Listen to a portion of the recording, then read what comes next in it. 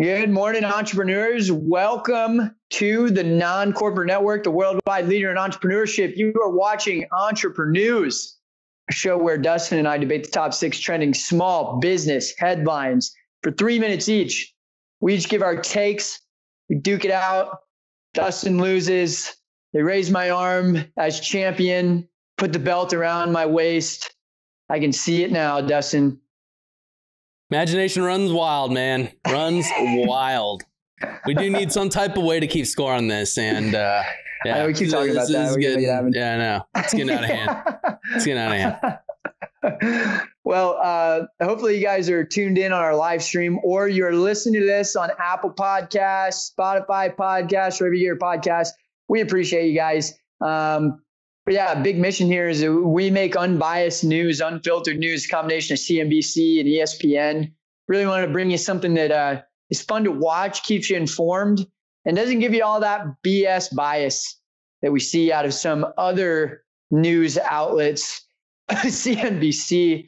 Something in my throat there.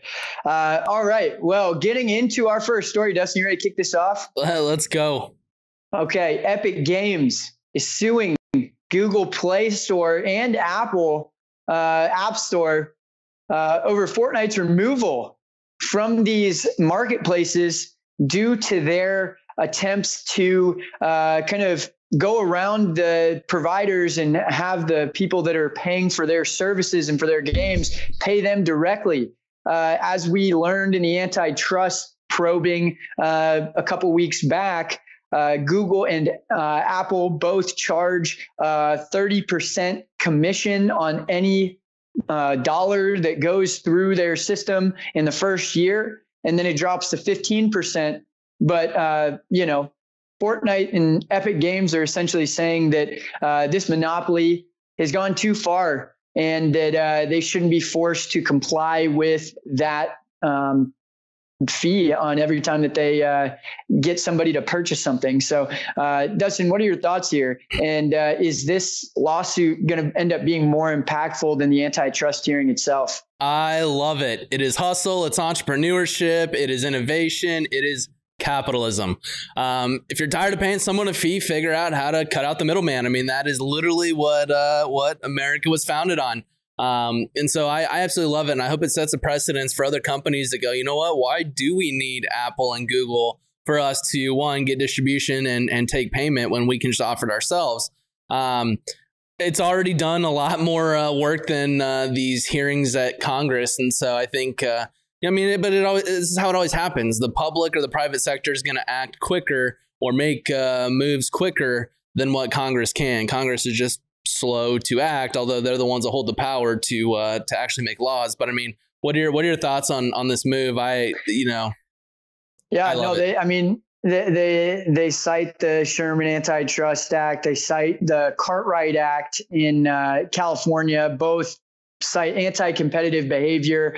And, the big argument has always been, well, it's really about the end consumer. And the reason that the antitrust laws exist is so that companies, Standard Oil, you saw back in the day, they made this precedent because they were buying up all the oil companies and charging more to the customers because they were able to, because they owned everything. And so Apple and Google's big claim back has always been, well, it's not hurting the customer. It's more convenient for the customer to use our app store. It's more convenient for them. It's native in the product. They like our tools. And so this is not hurting them. It's just a cost of doing business. And we're giving all of these businesses their distribution through the hardware and through the app stores. But now it comes down to, when when Epic Games over to their own payment processing, they actually drop the price for consumers. So I look at it and go, consumers are going to pay less. So it's something where now they have some grounds to be like, you are hurting the end consumer because we would charge less if it wasn't for your fees. Precedence. A precedence has been set. The consumer is hurt. Let's see some change. Let's do it. Well, hopefully we have another round of antitrust that actually does something. Maybe this lawsuit is exactly what we need. Okay, moving into our next story. NYC politicians propose tax breaks for landlords who go easy on small businesses' rent. So landlords would get property tax abatements if they renegotiate leases and limit annual rent increases under the proposal. But yeah, this is interesting, Dustin. They're saying that if they want businesses to survive, that the government needs to show up. And, my question to you is this only a problem in areas with high rent? And, who's more in trouble right now, SMBs or landlords? Yeah, no, I mean, it's an interesting story, and I think it's felt around the nation. I mean, we'll get to a story here in a second that talks about Arizona specifically. But I mean, at the end of the day, I think part of this agreement is that you can't increase your rent for 10 years. And it's like, look, all the money that we're printing right now for, the trillions and trillions of dollars for the stimulus that we're going through. I mean, eventually inflation is going to happen. Costs are going to go up, and then you're going to create an issue 5 years, 4 years down the road where it's like, wait, the cost of everything is going up, but I can't increase rent. Literally, I can't be profitable. Everything is too expensive to even own this piece of property. So now you're going to create a commercial real estate or just a real estate bubble in general. I mean, at the end of the day, it's taxpayer dollars are going to bolster something or hold something up. I mean, I'm always going to go back to, let's figure out how to incentivize people working. If you give, bonuses for people to get signed for 3 months, 6 months, whatever that looks like, but create incentives to get people working, because then you'll put money in their pockets. They'll go out and spend it. I think there's just better ways to spend taxpayer dollars to fix the issue. Right now, the issue is that landlords can't pay it because they don't have money coming in. And so figure out how to fix that problem. And I think you'll do a better job with taxpayer dollars. But I mean, what are your thoughts? New York's got to do something. There's an exodus in businesses leaving. They're begging for big business to come back to New York.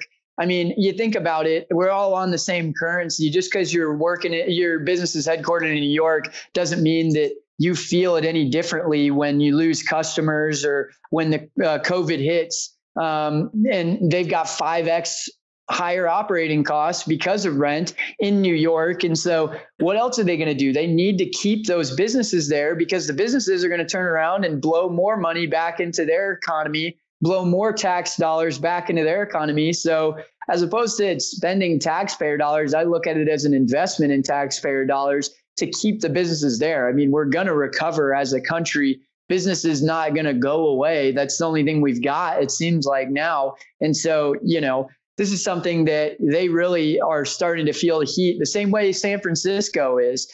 Cost of living's high. People have no reason to be there with remote work happening. And if they can drop their operating costs in any way, they're going to do it. So, yep. It's going to be an interesting fight. Well, getting into our next story, Arizonans will get $300 a week in unemployment supplements.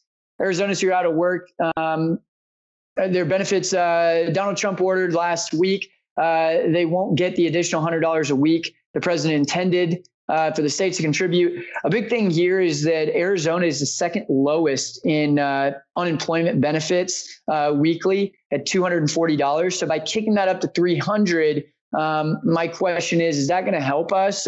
Is this enough? And is this the right way to go about this policy? Yeah, I mean, that's the funny thing about stats, second lowest. But I mean, in terms of cost of living, we're pretty much down there as well. So, I mean, it's all relative. Yeah. It's like, granted, we're the second lowest, but if it obviously wouldn't make sense if you're living in California, cost of living is higher, their benefits are higher. At the end of the day, just like I recently mentioned, I think, I think we're getting to a point to where we're hurting the economy getting back to where it should be because you're incentivizing people to take unemployment. I mean, at the end of the day, you got two different decisions. I could either go work 40 hours a week or I could not. And at the end of the day, make the same amount of money. I mean, you could talk about work ethics and all that, but at the end of the day, I mean, it's a simple decision that most people are making that they'd rather earn the same amount by not working. And so again, you're incentivizing people to not go back to work. And so I don't know. I mean, it's awesome that we're there to help people, but I mean, we're going to get into a story here soon that talks about being able to pay rent and landlords and all that. But I mean, it seems like there's been moratorium where you're not paying rent. You had huge unemployment benefits coming in. I mean, over the course of a couple months, that should be a $10,000 swing in terms of what you're bringing in and what you're not paying out. Where's that money going? Yeah, I mean, I don't know if you're necessarily, motivating people to stay at home unless that person is like a 21-year-old kid that's living in his mom's basement. $1,200 isn't much a month, And like you mentioned, the cost of living here in Arizona is pretty low. So, I look at it as something where, I've brought this up before. I'll bring it up again. The jobs are going to be phased out the same way that they're created. There's more people that are going unemployed than there are jobs being created. And it's going to come down to a point where these people that are unemployed, that are speaking out about it, that maybe aren't skilled enough, if they don't have the education necessary to be able to qualify for a higher paying job or a job that's in demand right now, then what are we going to do? Just ignore them? I think that it comes down to, the big businesses and corporations that are going to have to pay a little more in taxes on top of the government paying more and taking the tax dollars and putting them towards like a universal base income, keep people afloat when there aren't jobs to be created. I mean, we see these job numbers continue to, come in low, and yeah, it's hard to know what numbers to trust nowadays, but I think that that's a better solution than where we're at. Incentivize education, not unemployment. And I think fix a lot of the things that you're bringing up. We need to make that into a t-shirt or something. All right. Well, before we get into our next story, I want to mention that we are powered by State 48, clothing for all, inspired by Arizona. We really appreciate you guys for being a part of what our mission is here at NCN. Dustin, do you have anything you want to mention about State 48? Nope. Great organization. Make sure to go follow them. They're on LinkedIn, Instagram, Facebook, YouTube. State 48. Go check them out. Yeah, get fitted. Love it. So heading into our next story. So Boeing 747s are still using floppy disks. Not going to make that flub again, but yeah, they're still using floppy disks. So they started using them in the 80s, and really the disks are there to utilize and import vital data that guides the plane's navigation. They do require updates once a month, so engineers need to come on premise, update these floppy disks on a monthly basis, and essentially that's how they operate. Really, the question is, we have AI, we have, so much technology. I don't even know if any of our computers now can even use a floppy disk. Really, the big question is, at some point, should companies be required to update their technology for human safety? The biggest argument that they have is that, if it's not broke, why fix it? And so, there is something there where, if it's not broke, why fix it? If planes have been going down, why fix it? Keeps down on operational costs. What are your thoughts on that? It's crazy to me that so many planes in the air with 3.5-inch floppies. I'm for it. We just saw Garmin, a titan in GPS navigation, get ransomwared. And for those of you that are wondering what is ransomware, well, it's when computer hackers take control of your system and then they make you pay a certain amount of money for them to give your system back to you, essentially. And that doesn't necessarily mean that they don't make a copy of all the data before they give it back to you. So, if you're talking about flights compared to ground travel, it's much more of a risk if they're to get hacked and they were to switch up the flight maps. And these pilots rely on these navigation systems being accurate to be able to, keep everyone on board safe. And, I understand that during a time like this, when maybe more planes are grounded, that it might make a little more sense to do it now if you're going to do it. But, my thought is that AI is going to continue to innovate, and there becomes a risk for AI to outsmart encryption. And so, I think that when you're talking about air travel compared to ground travel, there's much, much more of a risk in terms of what could go wrong. And so I think that it'll be a good case study to see like what happens with Tesla and self-driving and if there's opportunity to use those types of systems to keep people safe. But, I'm going to cite Garmin all day when it relates to this, because it's just, too big of a risk. Yeah, I mean, you bring up a good point. It's all great technology, but with as many hacks that are going on now, I mean, it would be a horrible day to wake up in the morning and you see that someone hacked the FAA or whatever it may be, all the planes in the air, and literally hundreds have just fallen out of the sky. I mean, that would cause total chaos.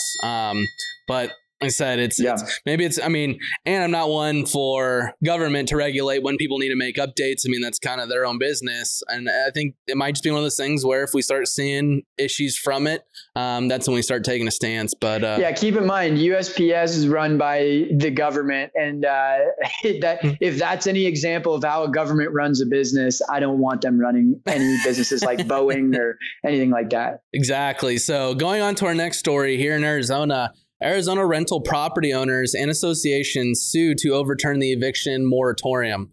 Arizona landlords are suing to stop the eviction moratorium. They're saying that it's unconstitutional to break the contract or agreement between the leasee and the landlord. They're asking the court to invalidate the state's eviction moratorium that Governor Ducey introduced March 24th. In July, is extended through the end of October. Property owners are saying that they don't want to evict tenants, but they're having a hard time, making their mortgage payment, property taxes, and just overall cost of living by not having leasees pay their rent. I mean, it's a big bill to continue to pay. Really, I mean, where do we go from here? You got people that can't pay their rent. I mean, if you evict them, we have a homelessness issue. Or else you keep them to where they're not paying rent. And now we have a bunch of landlords that can't pay their mortgage note. So, I mean, now you have an increase of, defaults and foreclosures. And now you have a housing crisis. I mean, how do we proceed? It's tough, obviously. And we talked about the cost of living in Arizona being a little bit more favorable. This is tough, though, because, my thought is, if these people that are not able to afford rent, right, whether it be an apartment, whether it be their mortgage payment, if they are not able to afford that and they've collected unemployment for the last 4 months, let's say, technically it's probably been closer to 5 months now, but for the benefit of the doubt, let's say it's only been 4 months they've been collecting unemployment. That's about $11,600 in unemployment that they're collecting. And, I know that not everybody qualified for the $600 a week, but again, big chunk of people. Let's assume that you made at least 10 grand in unemployment over the last 4 months. You're telling me that if you have not been paying rent, you haven't been paying your mortgage, all you really have in terms of expenses are food and water, then you're telling me that you physically cannot pay for any form of rent next month. And if it's just too expensive and I'm trying to be as sensitive as I can, because I know there's extenuating circumstances, but this is an area where you can get an apartment for $550 a month. So just in 1 week of unemployment benefits, you got a month of rent right there. So I'm not really I'm trying to be as sensitive as I can. And maybe the policy needs to be that there's unemployment benefits and then there's homeless benefits. And if you are evicted, that maybe you qualify for an increased amount of unemployment benefit because you're homeless. And that is almost like a food stamp for an apartment. But I'm trying to be as sensitive as I can. I don't see a reason why people can't pay any rent right now. Yeah. And it's, the overall savings rate has increased quite a bit. So it's like people are just sitting on money. I mean, it's interesting to see how everything proceeds and as we move forward. For sure. So as we go on to our last and final story, so a new AppStack from Samsung is helping businesses transform and modernize their digital workforce. So what they've done is gone out and are offering tech stacks to companies. This includes scheduling, hours, CRMs, project management tools. I mean, it's quite a few different apps that help get things done within a business. Essentially, a lot of these apps companies are already using, but they've gone out and structured deals to where the more that you get through them, the cheaper it is to use them. So essentially, you could be using one app. You're paying $10 per user now. You go through them, it's now $8. You're saving a bit of money. Some of the companies that are being offered now are companies like G Suite, Paymo, Time Tracker, Sign Now, PDF Filer, Canva, and a few more. And then the upcoming apps they're going to be offering are ClickUp, FreshBooks, OpenText, Highlight, and Seal Messenger. This is all great. I mean, people always complain there's an app for everything, don't know which app to use. So it's awesome that you're seeing a national company kind of offer this. Whether Samsung's the right company to be the one doing this, I don't know. And really, that's kind of what we get into is this good for Samsung business? Are they trying to do good? Or are they trying to basically just be an affiliate marketer on steroids and collect, all these businesses' data? Yeah, Samsung, try to be relevant. You can't buy it because you don't have enough capital. You can't buy these businesses. You can't build it because it's not your lane. You're appliance business and a TV business and a hardware business. You're not a software business. And so next best alternative is, well, let's just sell all the stuff. And, I think it's kind of a greasy move a little bit, in my opinion. And it doesn't really align well with their brand in the sense that, this business technology, you don't think business is synonymous with Samsung. Maybe they're trying to flip the script a little bit. But, I think that this is something that, at the end of the day is not really aligned well with their brand. And a lot of these things that they're offering, there's free versions of those. And I'm not really bought into the fact that you're going to get a whole lot of savings. I mean, it seems like this is something for people that don't know what the hell they're doing. Like me being familiar with tech stack stuff, I'm not necessarily going to go to Samsung and say, hey, tell me what I need. So these are people that don't know what the heck they're doing anyway. So I doubt that the prices are going to be that favorable. But I think it is a genius idea that they're leveraging second party data as their own first party data by selling things on behalf of themselves that aren't theirs. So, I mean, it's interesting, but I think this is going to damage your brand in the long run. I think this is just a weak attempt to try to be relevant in the business software industry. Yeah, I mean, I love the idea. It's more times than not, you just hear there's too many different things to try and stay on top of to get business done. So love the idea, but I think it's more a move to, like I said, become that super affiliate marketer and make revenue based off getting people signed up and then taking people's data and doing what you want with it. So I think that there's a different company that can come in and probably do better and think of the business owner more than what Samsung's doing, but we'll see. Yeah. Well, what's your favorite story? It's hard for me to not love what Epic Games is doing right now. I mean, if you guys haven't seen that advertisement, they made like a farce 1984 advertisement where they're overturning Apple and Apple's on the big screen. If you guys seen that advertisement, I love what they're doing. Somebody had to do something, and the antitrust thing kind of went in one ear and out the other. They got their lawyers sitting on the other side of the camera, and it's just nothing really happened. So this will make something happen. That's for sure. Yep. No, I can agree. And, my favorite one was, the Arizona rental issue that's going on right now. I mean, it's you got a lot of landlords that are paying a big bill and not getting compensated for it, which arguably those people are really holding up an economy. They're the ones that are, creating jobs and stuff like that. And so it'd be interesting to see how we kind of move forward there. Yeah, we don't want to get into a situation where the property taxes aren't being paid by the landlord. Then we're going to have some real hot water. Oh, yeah. Well, thank you guys for tuning in today. Again, check us out on Apple Podcast, Spotify Podcast, anywhere you get your podcasts. And thanks for tuning in if you're watching us live. We really appreciate you guys. Again, we're the Non-Corporate Network, the worldwide leader in entrepreneurship. This is Entreprenews. And if you want to start your own show, you want to use our resources over at NCN, check us out at NCN Broadcast. Check us out on social media. We want to help you bring your story to life. And, we're trying to do big things over here. So we want you to be involved. But thank you guys for tuning in today. Dustin, do you have anything you want to add? No, I appreciate you guys for tuning in. I'll gladly accept that W, and we'll see you guys on Wednesday. I mean, I don't know about that. I think we're going to have to get a third party in here. We'll figure out an adjustment to be made, but Until then, get back to hustling. Have a great rest of the week. We'll see you guys again on Wednesday with some more hard-hitting stories. But with that, thank you for being with us. Again, my name's Chaz Vandemotter. Dustin Trout. Till next time. See you Wednesday.